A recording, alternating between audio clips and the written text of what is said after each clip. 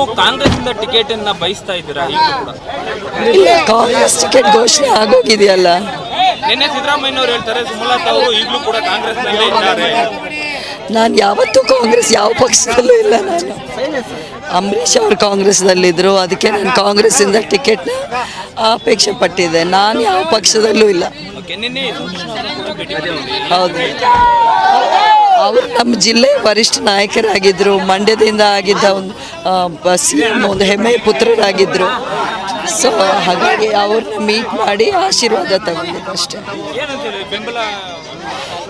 ಅಲ್ಲ, ಬೆಂಬಲದ ಬಗ್ಗೆ ನಾನೇನು ಮಾತಾಡಿಲ್ಲ, ಅವರು ಏನು ಮಾತಾಡಿಲ್ಲ. ಒಳ್ಳೆ ಕೆಲಸ ಮಾಡ್ತಿದ್ದೀರಾ, ನನ್ನ ಶುಭ ಹಾರೈಕೆಗಳು ಅಂತ.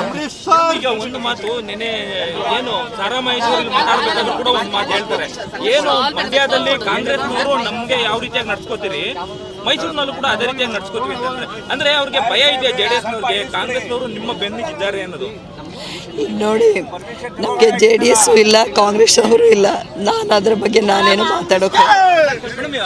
ಒಂದು ಕೊನೆಯದಾಗಿ ಅಂತ ನೀವೇನಾದ್ರು ಬಿಜೆಪಿ ನಾನೇನು ಕೇಳಲಿಲ್ಲ.